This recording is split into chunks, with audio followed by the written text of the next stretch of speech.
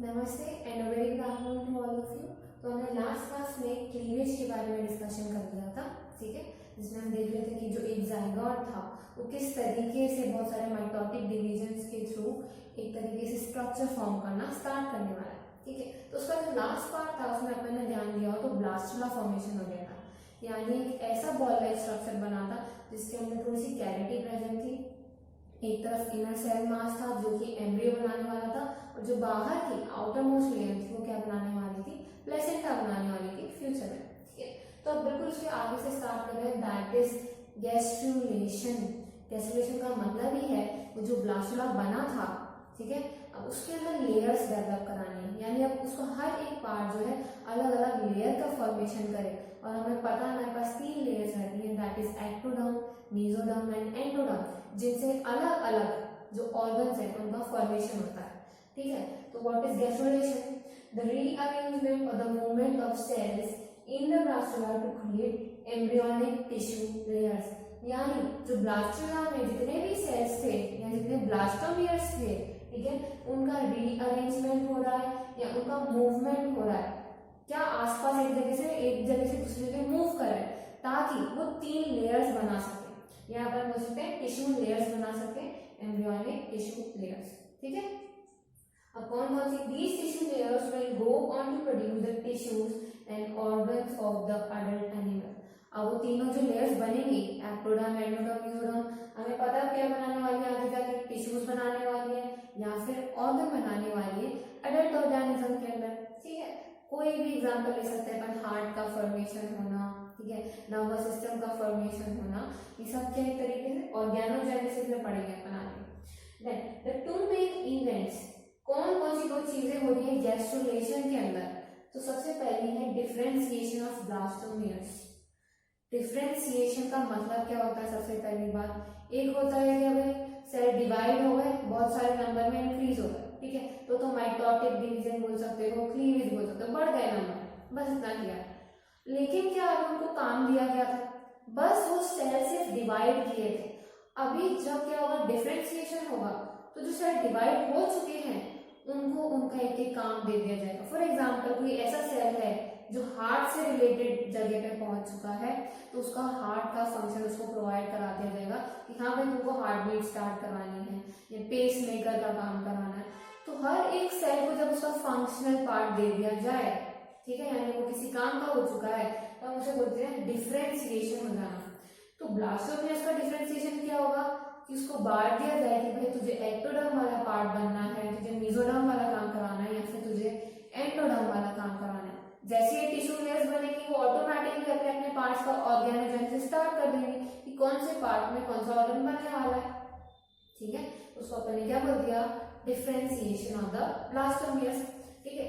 दूसरा स्टेप होता है मॉर्फोजेनिक मूवमेंट, क्योंकि हमें पता है ब्लास्टुला में सारे जो सेल्स एक ही जगह पे प्रेजेंट थे, मतलब एक एक का स्पॉट डिफाइंड था।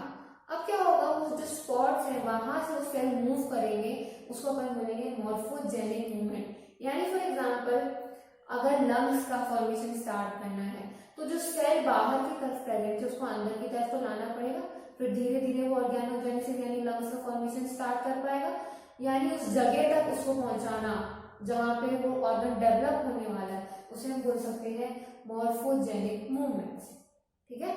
आप इसका स्क्रीनशॉट ले सकते हैं।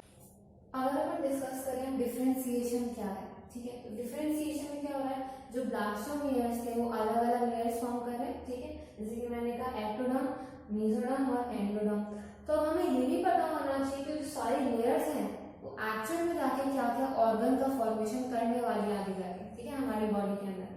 तो एक्टोडर्म क्या बना रहे हैं? अच्छा, इन तीनों को अपन जर्म लेयर्स भी कहते हैं, ठीक है। जर्म का मतलब क्या होता है, कोई ऐसी चीज जो आगे कुछ नया प्रोड्यूस करने वाली है, तो क्योंकि आगे हमारे ऑर्गन्स प्रोड्यूस करने वाले अलग अलग तरीके के, इसलिए हम उनको जर्म लेयर्स भी बोलते हैं। तो सबसे पहले है ectoderm, it will form epidermis. Epidermis हमें पता है कहाँ कहाँ पे रहती है, स्किन वाले पार्ट पे रहती है, ठीक है। ये जो एपिथेलियल लाइनिंग है माउथ की, रेक्टम की, यहाँ सब जगह पे क्या है, एपिथेलियल पार्ट प्रेजेंट है। देन सेंसरी रिसेप्टर्स, ये भी एपिडर्मिस का ही पार्ट होते हैं एक तरीके से। सेंसरी रिसेप्टर्स कौन कौन से है, स्किन, आई, नोज, ईयर्स, ये सारी चीजें। फिर कॉर्निया और लेंस भी है जो आईज में प्रेजेंट है, ठीक है। Nervous system, enamel etcetera. चलिए इनेमल और ये सारी चीजें अपन को समझ में आती है कि बेसिकली क्या पार्ट है, एक तरीके से एक्टोडर्म के पार्ट। लेकिन नर्वस सिस्टम, ये सारी चीजें हम बाहर की तरफ देखते हैं, जो भी एक तरीके से बाहर की तरफ दिखाई दे रही है, अपन ने मान लिया एक्टोडर्म की बनी है, लेकिन ये तो बीच का कुछ अंदर का पार्ट है नर्वस सिस्टम। ये तो कोई एंडोडर्म या फिर मेसोडर्म वाले पार्ट से बना होना चाहिए था, राइट। लेकिन ये एक्सेप्शन में आता है, नर्वस सिस्टम एक्टोडर्म का बना हुआ है, ठीक है। इसके बारे में थोड़ा सा बताऊं तो जो हमारी बाहर की एक्टोडर्मल लेयर रहती है, ठीक है, जो लेयर है वो क्या होती है, उसके अंदर कुछ इस तरीके से फोल्डिंग होना स्टार्ट होती है, और जो फोल्डिंग होती है अंदर की तरफ जाके, समझिए फॉर एग्जाम्पल ये एक्टोडर्मल लेयर है, ठीक है। ये एक्टोडर्मल लेयर कुछ इस तरीके से अंदर फोल्ड होती है, इस तरीके से, ठीक है, और ये कुछ इस तरीके से कट जाता है बाद में, यानी एक तरीके से डिफरेंशिएट हो जाता है या अलग हो जाता है बिल्कुल, और ये हमारा ब्रेन का फॉर्मेशन स्टार्ट करता है, ठीक है। तो जो हमारा न्यूरल पार्ट या न्यूरल प्लेट वाला, नर्वस सिस्टम वाला पार्ट है, वो बेसिकली एक्टोडर्म की फोल्डिंग से या इनवेजिनेशन से बना हुआ है, जो कि बाद में एक तरीके से डिफरेंशिएट कर जाती है, ठीक है। तो नर्वस सिस्टम किसमें आ गया, एक्टोडर्मल पार्ट में आ गया। सेकेंड अपन बात करें तो mesoderm. Mesoderm it will form the notochord, यानी जितने भी अब आपको सेकेंड लेयर वाले पार्ट्स दिखाई दें आपकी बॉडी में, एक तरीके से जो अपन इमेजिन कर सकते हैं, तो कौन कौन सा नोटोकॉर्ड है, ठीक है, जो बेसिकली आपका ये बैकबोन वाला पार्ट एक तरीके से है। देन स्केलेटल सिस्टम वाला पार्ट है, ठीक है, जो भी आपकी बोन्स वगैरह है, मसल्स है, मस्कुलर सिस्टम आ गया, और एक्सक्रीटरी सिस्टम भी है। इसके अलावा और भी एक्सेट्रा बहुत सारे बाहर से जो मीजोडर्म के बने हुए, ठीक है। Then comes endoderm. अब एंडोडर्म क्योंकि सबसे इनर मोस्ट पार्ट है, तो हर ऑर्गन की लाइनिंग्स बनाएगा, ठीक है। तो lining of the digestive system, excretory system, reproductive system, respiratory system, ये सारे काम किसके पास है, एंडोडर्म के पास है, ठीक है। इसके अलावा कुछ ऑर्गन्स भी रहते हैं, जैसे कि pancreas, liver, thymus, adrenal medulla, ऐसी बहुत सारी जो चीजें हैं, इस सब का फॉर्मेशन एंडोडर्म करवाता है, ठीक है। यहाँ पे मैंने सारे मेन वाले पार्ट्स लिख दिए हैं, इसके अलावा बहुत सारे पार्ट्स हैं, इसलिए आई हैव रिटन एटसेट्रा, और भी चीजें हैं इसके अलावा, ठीक है। आप इसका स्क्रीनशॉट ले सकते हैं।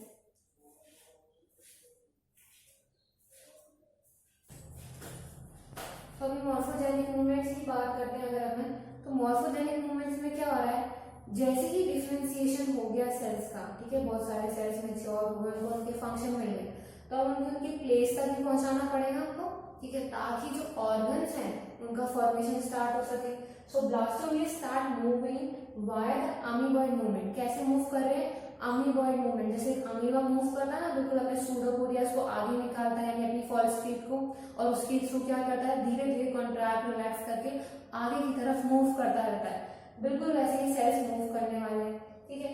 And reach the definite place to start organogenesis. समझ लो अगर बाहर की लेयर जो है उसमें से एक सेल को काम दिया हार्ट बनाने का, तो उस सेल को उस पोजीशन तक पहुंचना पड़ेगा हार्ट की, ठीक है, ताकि क्या हो सके, ऑर्गेनोजेनेसिस यानी हार्ट का फॉर्मेशन स्टार्ट हो सके, ठीक है। सो एक छोटा सा इंपॉर्टेंट पॉइंट है, inner cell mass has some cells called as stem cells which have the potential to give rise to all the tissues and organs। ये बहुत ज्यादा इंपॉर्टेंट लाइन है एनसीईआरटी की। ये क्या बोलती है कि जो इनर सेल मास था, जो अपने ब्लास्टिला में देखा था, वो इनर सेल मास में जो कुछ सेल्स होते हैं उनको हम बोलते हैं स्टेम सेल्स।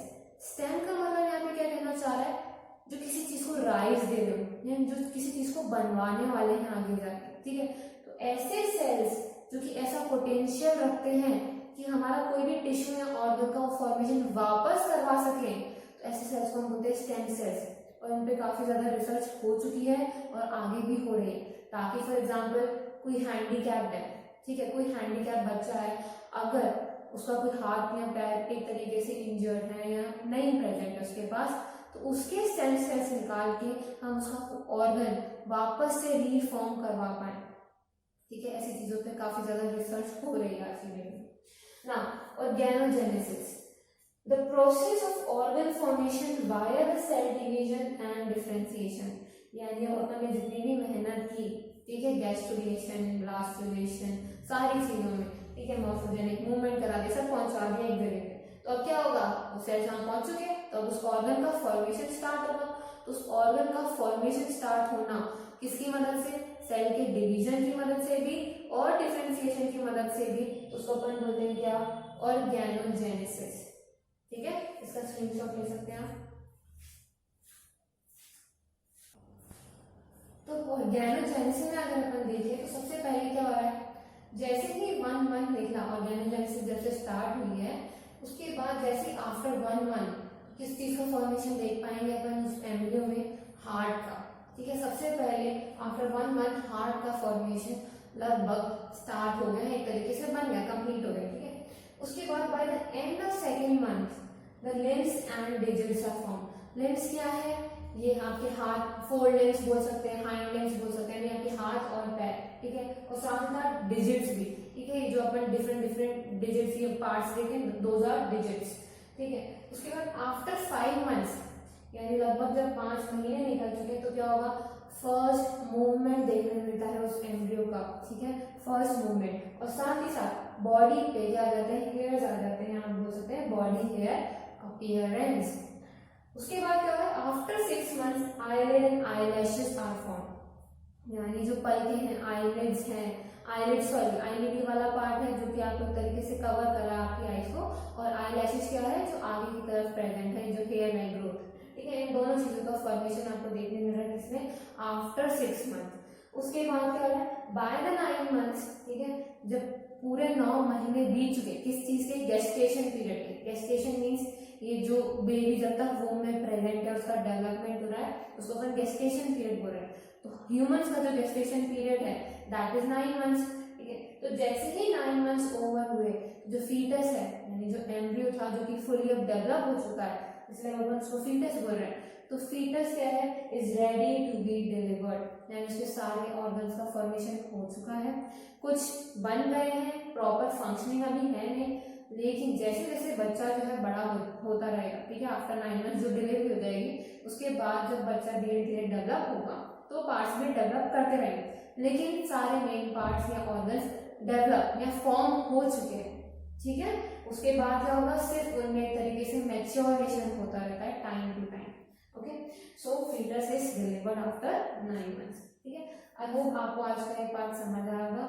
पसंद आया तो प्लीज लाइक, और कोई क्वेरीज है please comment. Thank you so much.